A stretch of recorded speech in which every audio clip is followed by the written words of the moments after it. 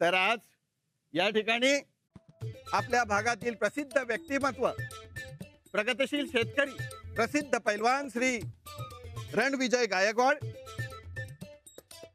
हे माझ्या विनंतीला मान देऊन आज या ठिकाणी परीक्षक म्हणून आपल्याला लाभलेले आहे. तर आपल्या शाळेच्या वतीनं मी त्यांचे आभार मानतो आणि त्यांचं स्वागत करतो. अहो लाजते आहेत, छोटी आहे ना. हा, तर या ठिकाणी परीक्षकांचं स्वागत झालेलं आहे. मी आता परीक्षकांना विनंती करतो की त्यांनी परीक्षा घ्यावी आणि मुलांना प्रोत्साहन द्यावं.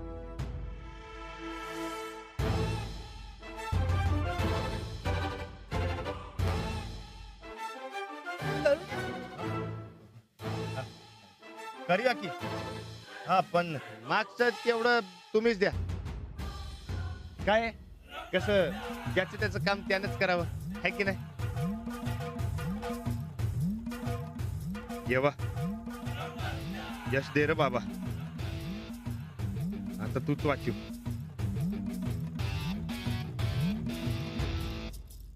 पहिला विषय स्वच्छता आणि टापटीपपणा. नंबर 1. बघू, हात दाखव तुझे. नख का स्वच्छ नाहीयेत तुझी? टापटीपपणाचे गुण कमी होतील. नखात जर का अशी घाण असेल ना तर ती आपल्या पोटात जायची शक्यता असते. कळलं? जा बस. नंबर 2. जा.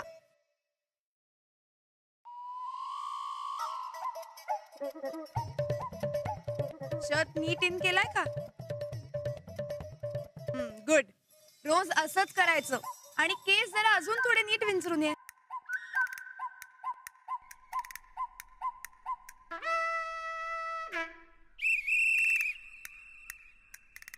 नंबर 5. जेवणाच्या आधी आणि शौचाला जाऊन आल्यानंतर हात कसे धुवायचे?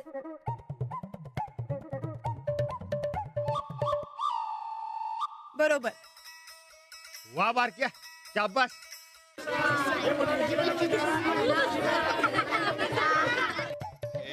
शांत बसा रे.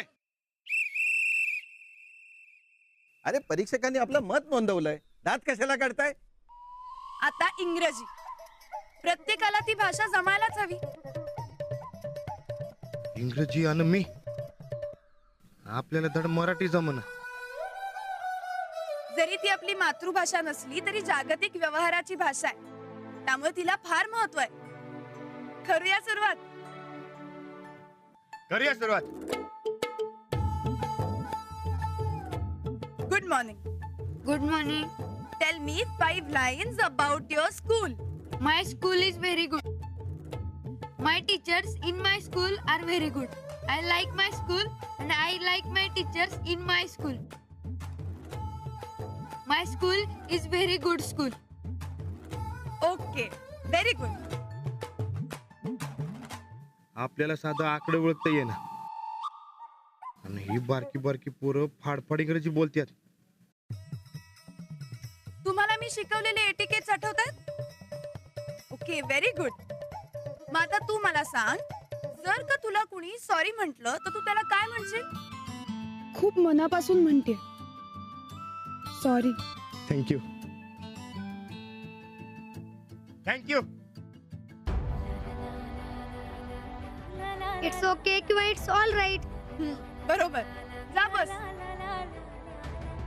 कुणी थँक्यू म्हटल्यावर काय उत्तर द्यायचं? You are welcome. बरोबर. वेलकम. वेलकम. वेलकम. ताई साहेब, आज आपण कोल्हापुरात जाऊया पिक्चर बघायला. त्यासाठी कोल्हापूरला कशाला जायला पाहिजे? राणा भाऊजी एवढं नटून थटून शाळेत गेल्या. काय चाललं असेल ग तिकडं? अहो, आणखीन काय चालणार? आब्रूचं खोबरं उधळलं असणार. आणखीन काय? आम्हाला तर चैनच पडणं झालंय बघ चंदे. खर तर आम्हाला जरा जरा वाईट वाटायला लागलंय. अहो, तालमी जेवढा घाम फुटत नाही तेवढा घाम फुटला असणार त्यासनी. हेच तर बघायला मिळत नाही म्हणून वाईट वाटतंय आम्हाला. काय करावं ग चंदे?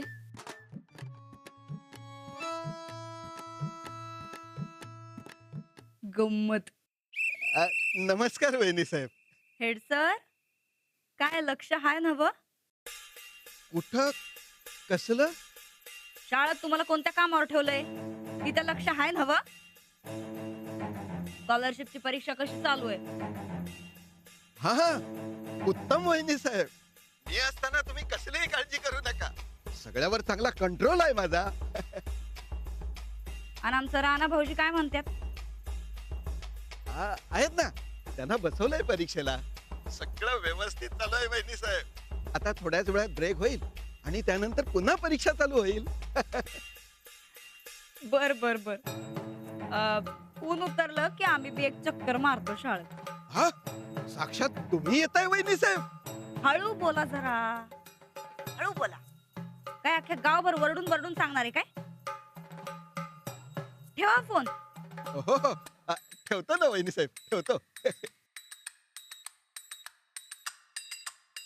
चंदा, हा तुला पिक्चर बघायचा होता ना व? वय चल आता खरं पिक्चर कसा असतो ते दावतो तुला. वय चला. आता भाषा.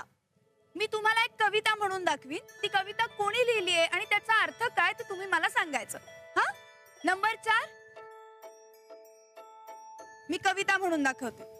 खोप्यामध्ये खोपा सुगरणीचा चांगला, पहा पिलांसाठी तिनं झोका झाडाले टांगला. पिल्ल निजती खोप्यात जसा झुलता बंगला, तिचा पिलांमध्ये जीव जीव झाडाले टांगला. बहिणाबाईची कविता आहे. बरोबर. आणि कवितेचा अर्थ काय? सगळ्यात चांगला खोपा सुगरणीचा, झुलत्या बंगल्यासारखा टांगलाय खोप्यात तिची पिल्ली झोपत्यात. सुगरणीचा सगळा जीव तिच्या पिल्ल्यांवर, अन म्हणून खोपा म्हणजे तिचा जीव जडाला टांगलाय. म्हणजे सुगरणीचं तिच्या पिल्ल्यांवर लय प्रेम आहे. बरोबर. जा बस. अरे ही तर आपल्या शेतातल्या हिरीवरच्या खोप्यावरचीच कविता आहे जणू. आणि आपल्याला जे शेतात बघून समजलं तेच या पोरांना कवितेतून शिकवलेलं दिसते. भारी आहे. ही कविता बहिणाबाई चौधरींची होती. फार मोठ्या कवयित्री होत्या त्या. अगदी साध्या शब्दांमध्ये खूप मोठा आशय असणाऱ्या त्यांच्या कविता होत्या. लक्षात ठेवा सगळ्यांनी. नंबर 7. माणसाला 2 मेंदू असतात, छोटा मेंदू आणि मोठा मेंदू. छोटा मेंदू कुठे असतो? इथे. बरोबर. आणि छोट्या मेंदूचं कार्य काय? माणसाच्या सर्व हालचाली, त्यांच्या कृती यांना छोटा मेंदू नियंत्रण करतो. जसे की उभे राहणे, चालणे, बोलणे, हसणे इत्यादी. बरोबर.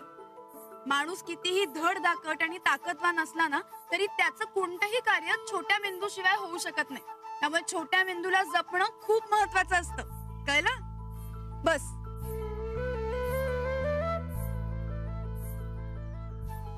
माणसाच्या शरीरात किती हाडं असतात? 50. चूक. 206. बरोबर. भारतातील सगळ्यात मोठी नदी कुठली? गंगा. बरोबर. चूक. भारतातील सगळ्यात मोठी नदी कुठली? ब्रह्मपुत्रा.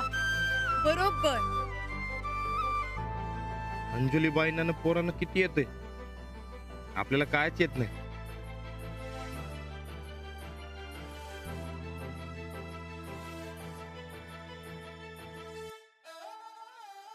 एकूण दिशा किती आणि त्यांची नावं काय? 4. चूक. माहित नाही. 8. पूर्व, पश्चिम, दक्षिण, उत्तर, आग्नेय, नैऋत्य, वायव्य, ईशान्य. बरोबर. एका झाडाला 2 फळं लागतात. तर असे 5 आंबे आणि 5 संत्री हवी असतील तर किती झाडं हवीत? 5. नाही 6. बरोबर. आता शेवटचा टप्पा, वक्तृत्व कला. विषय आहे मी कोण होणार. मी मोठी झाल्यावर डॉक्टर होणार, कारण डॉक्टर हे देवाचं दुसरं रूप आहे. मी मोठा झाल्यावर ड्रायव्हर होणार, पूर्ण भारतभर फिरणार. मी मोठी झाल्यावर शिक्षिका बनणार, अंजलीबाईंसारखं चांगलं चांगलं शिकवणार. अंजलीबाई म्हणतात शिक्षण फार महत्वाचं. शिकल्यामुळे सगळं प्रश्न सुटतात. वाटल्याने ज्ञान वाढते. आपल्याला जे येतो ते दुसऱ्याला शिकवण्यात खरा आनंद.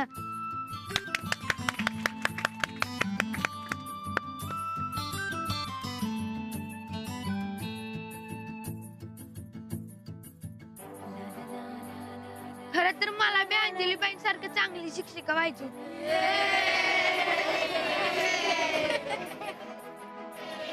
तेच पर मी तर पोरगा आहे.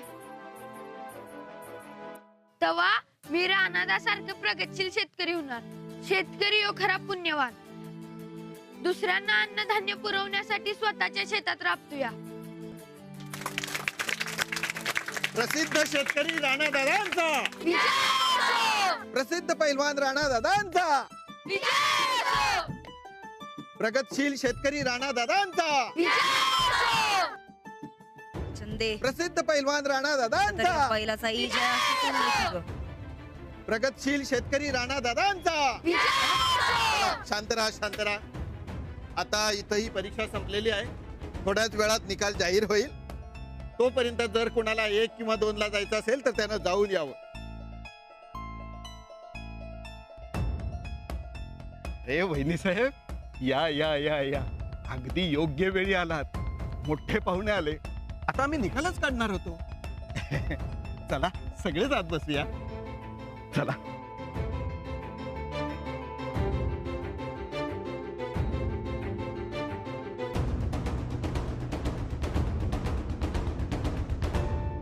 निलोफर शेख आणि सिद्धार्थ ढेरंगे पाटील दोघांना पण सेम मार्क आहेत. आता काय करायचं? आता हा, वहिनी साहेब म्हणतील तसं. नाहीतरी दुसऱ्यांच्या गुणांची कदर करणं वहिनी साहेबांशिवाय दुसरं कोणाला जमणार आहे? त्यामुळं वहिनी साहेब ज्याला म्हणतील त्याला शिष्यवृत्ती. परीक्षा घ्यायला राणा भाऊजी होते तेव्हा निकाल सुद्धा त्यांनीच द्यावा असं आमचं मत. राणा भाऊजी, तुम्हीच निवडा एखादा विद्यार्थी. आणि तोच विद्यार्थी का निवडला ते बी समजांना कळू दे.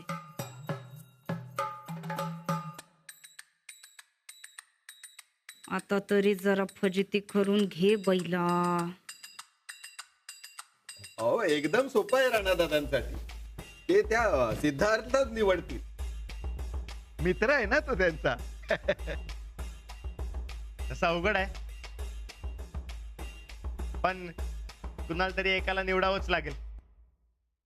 तर मी निलोफरला निवडून.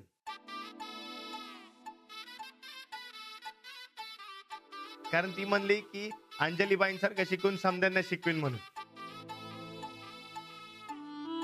एक बाई शिकली की अख्खं घर शिकत, मग गाव, मग राज्य, मग देश. आपल्या देशाचं भलं व्हायचं असेल तर प्रत्येक मुलगी शिकायलाच पाहिजे. काय थोर विचार आहेत राणा दादांचे. मी जाहीर करतो की ही शिष्यवृत्ती निलोफरला.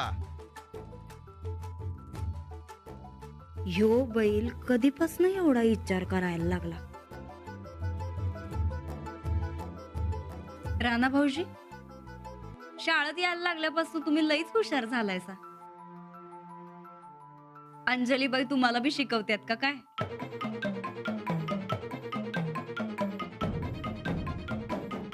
सर, काय काय आहे महादू? कार्यक्रमाची सगळी तयार झाल्या. मी सांगितल्याप्रमाणे सगळी तयारी केली आहेस ना? होय. चला चला. सुस्वागतम, सुस्वागतम.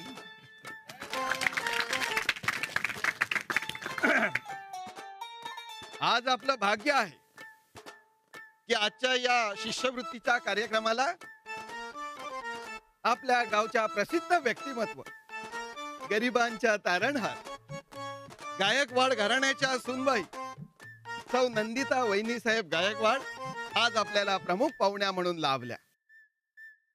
माझ्या विनंतीला मान देऊन आज या ठिकाणी त्या उपस्थित राहिल्या, त्याबद्दल आपल्या शाळेच्या वतीनं मी त्यांचे आभार मानतो.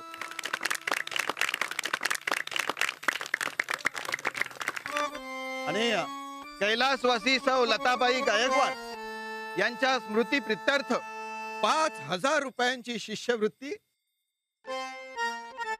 त्यांच्या शुभ हस्ते त्यांनी मुलांना द्यावी अशी मी त्यांना विनंती करतोय. हो, कैलासवासी सौ लताबाई गायकवाड यांच्या स्मृती प्रित्यर्थ दिल्या जाणाऱ्या 5,000 रुपये शिष्यवृत्तीची मानकरी आहे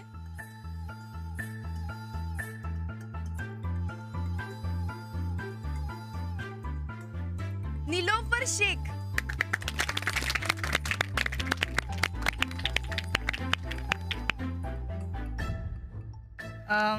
खर तर ह्यो मान आमच्या राणा भाऊजींचाच आहे, कारण समधी मेहनत त्यांनी स्वतः केली. त्यामुळे हे बक्षीस निलोफर शेखला त्यांनी स्वतःच्या हस्ते द्यावं अशी आम्ही त्यांना विनंती करतो. घ्या.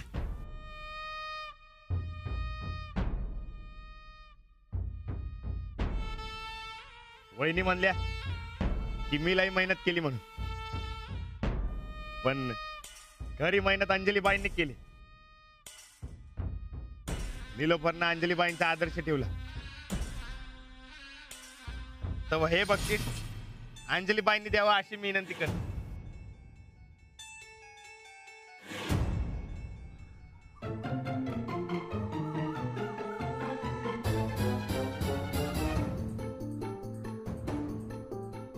जॅकी,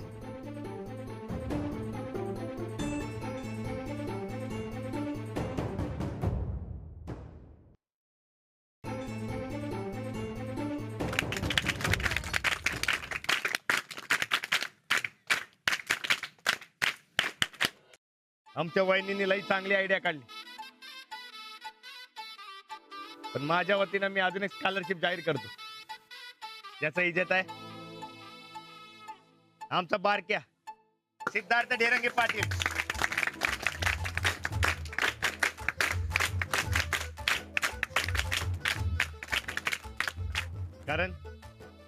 कारण आपल्या देशाला शेतकऱ्यांची लई आवश्यकता आहे. गावात राहून शेतकऱ्यांना प्रोत्साहन द्यायला पाहिजे.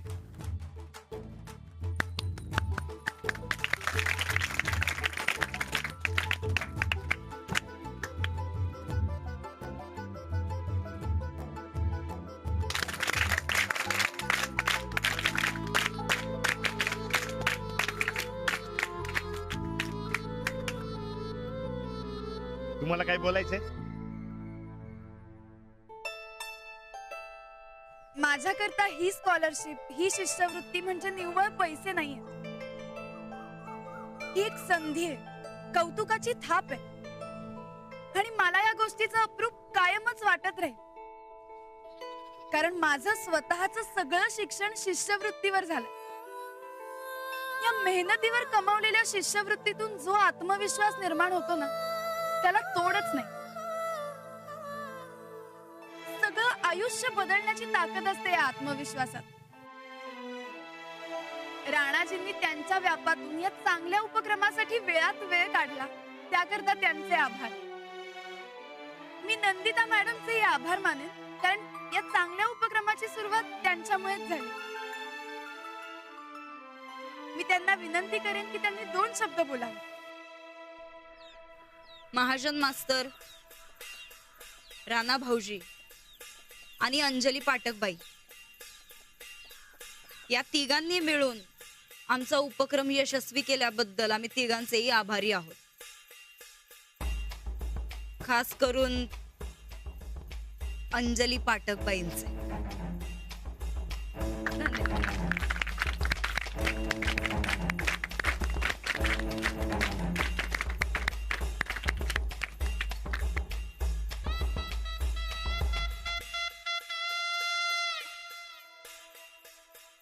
या दोघांचं काय करायचं?